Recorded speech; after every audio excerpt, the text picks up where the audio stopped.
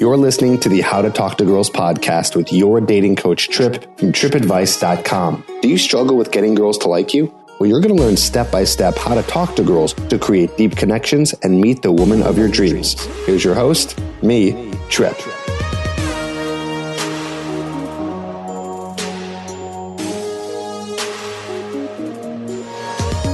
Hello and welcome to the How to Talk to Girls podcast. I'm your host, Trip Kramer from tripadvice.com. And on today's episode, we are going to be talking about online dating versus actually meeting women in person. And if you're an avid listener of the podcast, this is a topic that I bring up from time to time. You know, I do talk about the differences between meeting girls in person versus online dating. If you have been listening for a long time, a lot of my advice is given to guys about offline dating, meeting girls in person, just because I, to be honest, don't know that much about how to date online. I didn't do much of it. I really learned through the method of being able to meet women in person. And so from my experiences, that I share with you, that's where it comes from. And I don't think there's anything wrong with online dating. I think it's a great tool to have to be able to meet more women. My methodology is saying, hey, use every tool available to you to be able to meet women, whether that's apps, online dating, in-person, setups, speed dating, any kind of event, whatever it is, through friends, through your social circle, all great ways. But I believe in the idea of stressing the importance of meeting women in person because you build more skill set that way. Skill set meaning your skill of interacting with a woman, your skill set of communicating, your skill set of overcoming your fear. A lot of guys will use online dating because it's easy, not because of the advantage of, it's another way of meeting women, right? I don't think guys are thinking of it as another way to meet women. I think guys are usually using it as a crux because it's really easy to meet women through online dating. Flicking your thumb right or, just creating a quick profile and messaging some girls, it's technically easier. Although I don't know if it gets you the results you want. I've had a lot of guys complain that they only do online dating and they still don't see results. So they end up going and finally learning how to meet women in person.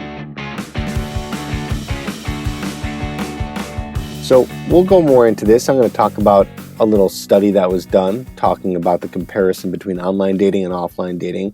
So we'll get into that. Today's episode, we're going to be doing a few segments. That's right. So I haven't done this in a few episodes, but we're going to be doing some segments, some cool stuff I want to share with you today that I found interesting. And when I find something interesting, I know that you're going to find it interesting. So let's get into it. There is some random facts that I like to pull off the internet. And, I don't even cite any sources for something like this because I just think it's fun to pull off random facts. In fact, there is a reason why I pulled this one off because I want you to not believe everything you read off the internet is true unless there was an actual study that you see. Like, you got to understand when you're going online, it'll say studies say this and studies have shown this. But if you don't have a link to the actual study, and for a lot of places online, they will link to the actual scientific study. So if they link to a study that looks like it's in a journal format of a scientific study and you're reading it and it's starting to sound really kind of boring or not as interesting or very difficult to get through, you probably found the actual study. Okay, so it's funny, you end up finding these studies that are able to somehow quantify communication and dating and interactions. They figure out a way to do it so it can actually be a scientific study.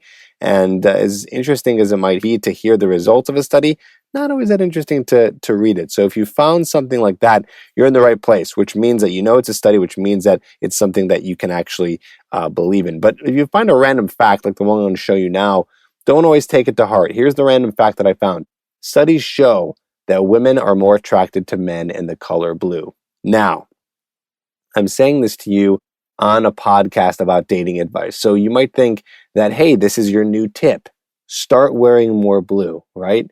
There you go. That's going to be a good tip for you to get more women. Start wearing blue. However, I'm really only saying this as a way to show you that I don't want you to read things like this and believe that this is what you need to do. Can you imagine that now the color blue is the thing that controls you? Could you imagine that now the only way to attract women in your life is to wear the color blue? Like magically, you wear the color blue and you go up to a girl and you just say hi. And she's like, wow, I like this guy. Now, of course, I know that if this is a real study, that it doesn't happen that way. It's just kind of one of those things that maybe helps, right? Okay, it might assist in the process of attraction if you're wearing something that's blue. It might help, but let's be honest, we all know that that's not going to do much. It's not going to, it's not going to move the needle that much in terms of you being able to attract this girl more. So I'd never want you to read something like this and think, okay, now this will help in being able to attract a girl like it's some weird magic trick. No, you still have to be able to understand how attraction works. You're going to still have to be able to communicate with her on a level that makes it flirtatious, that gets her interested in you, that gets her invested in you. You're going to have to learn how to be able to use some of the things I talk about in my Hooked program, which you can check out at getherhooked.com. And that is my TED, Tension, Entertainment, and Dominance, right? These are ways of being able to build attraction with a girl, right? Building tension, entertaining yourself, and being dominant in the interaction. If you want to learn more about that, go to getherhooked.com and you can learn there. But that is the real way to attract a girl, not just by wearing blue. So when you read things like this online, really be cautious here. I mean, again, sure, wear blue if you want to, but if you're going to use that as a crutch, the problem here is that you're never going to learn how to build this skill. And that's what we want you to do. And that's kind of what this episode is really all about building the skill. Like I said, you're not going to really build the skill that much if you are just doing a lot of online dating and not being able to meet girls in person. Okay, so let's go ahead and segue over to the study that was done. And I'm going to read this to you from what I found on the internet, and then we'll talk about it as we go over. So it's called Online Dating versus Conventional Dating, which is funny because I bet you in the next 20 years, conventional dating will be online dating. It's going to be weird to meet people offline and completely the norm to meet people online. I bet you that's how it's going to go because we're doing everything from our phones and from the internet these days. And, going to a mall or going to a store is like weird now. It's like, why don't you just order that from Amazon? So everything that's really offline is getting a little bit more weird and less conventional. Anyways, let's get into it.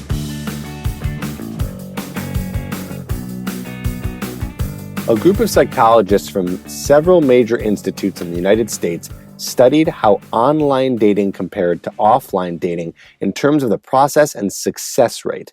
The study found that online dating differed from conventional dating in several ways. First, online dating expanded the field of eligible matches beyond an individual's social network. In the past, an individual was typically limited to people connected to his or her social circle. Secondly, interactions no longer depended on singles being in proximity to each other or even awake at the same time. Third, conventional dating required an individual to use his or her intuition, preferences, and opinions to select potential dates. In contrast, online dating allowed singles to use site tools to find matches based on algorithms. These algorithms can also detect the difference between users' stated preferences and their actual behavior when it comes to the profiles they show interest in.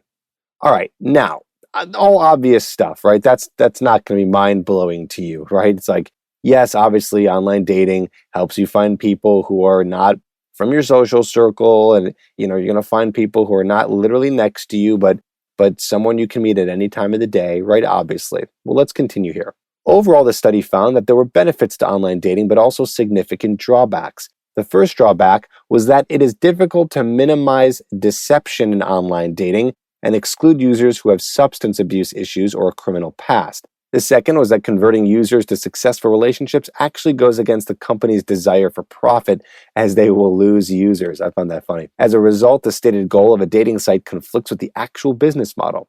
Third, success stories seem to occur in spite of a site's methodology in regards to access, communications, and matching, rather than because of them. Finally, users cannot tell from a profile or online messaging whether someone is actually a compatible match. People do not know whether they actually connected with the person until they met in person. I'm going to repeat that, by the way. People did not know whether they actually connected with the person until they met in person. It's like, yes, duh, right? I mean, I'm not saying duh to the study, but this is important for you to know, right? Of course.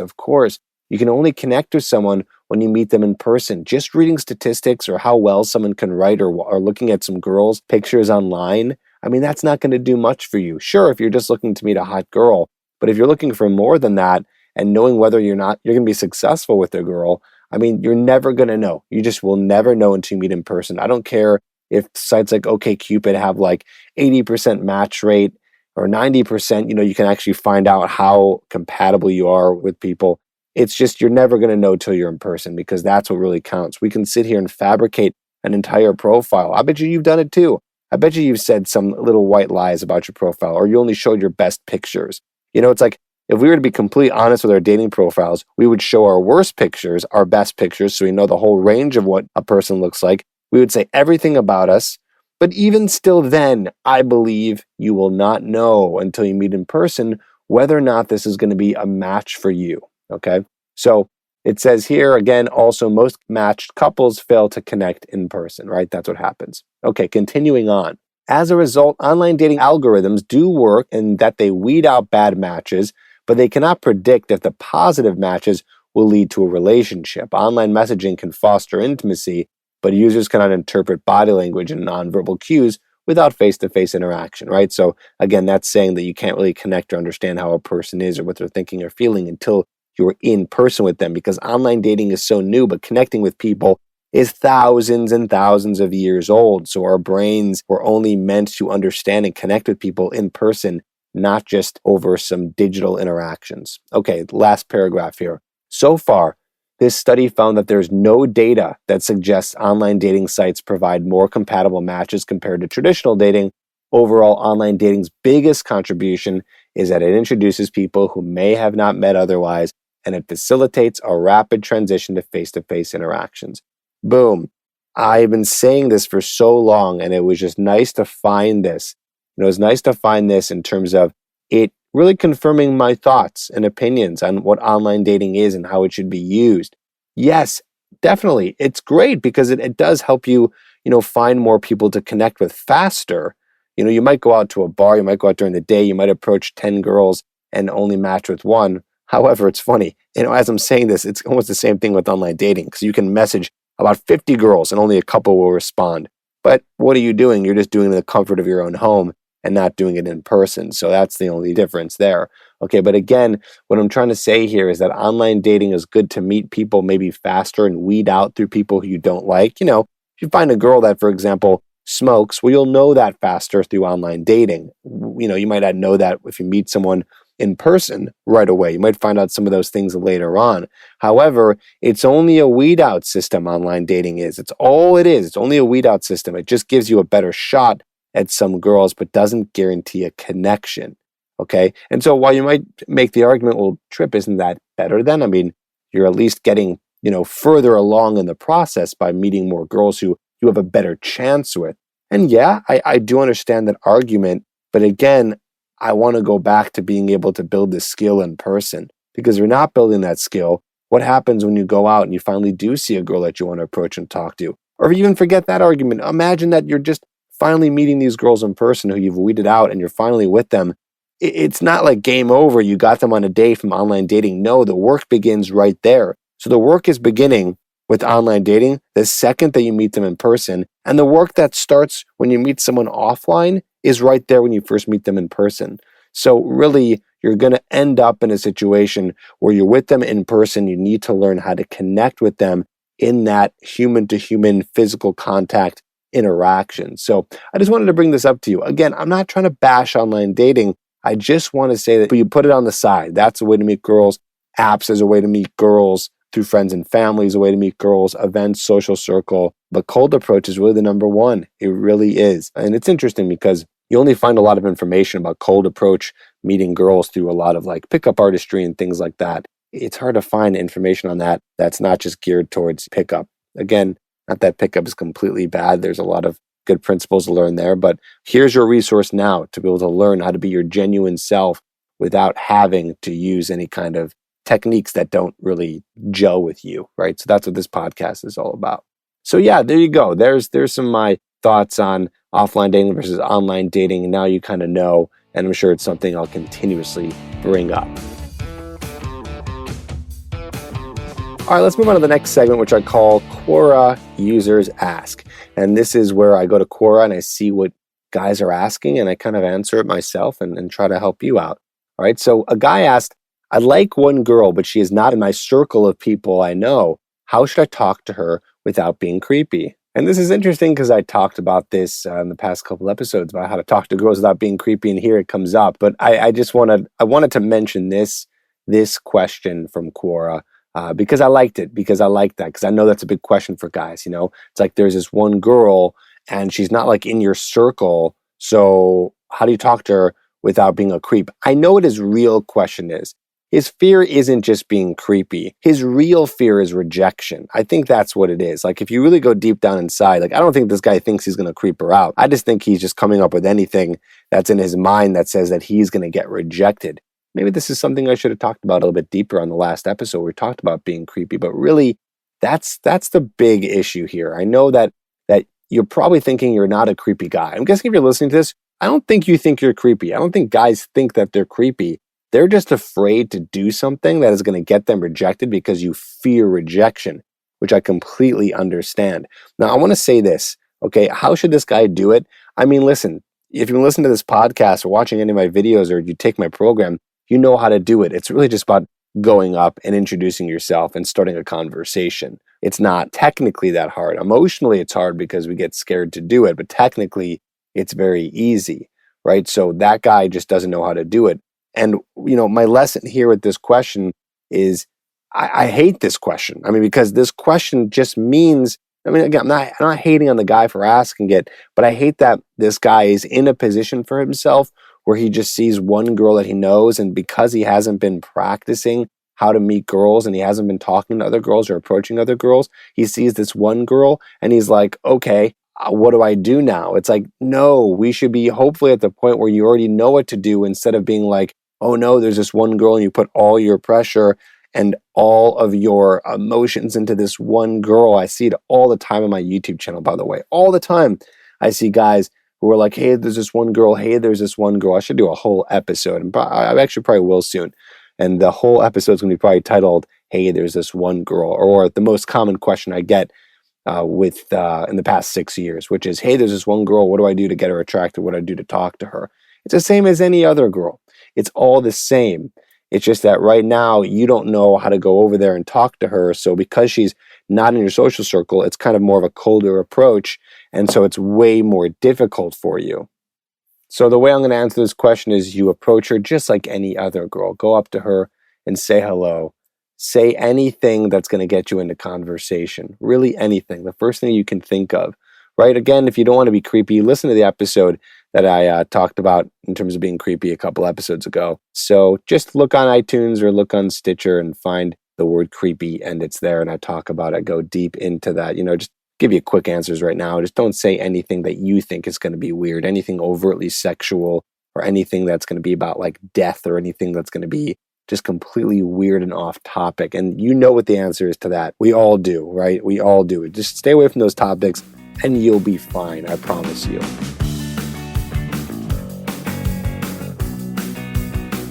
All right, let's go into our next segment, which I call quotations.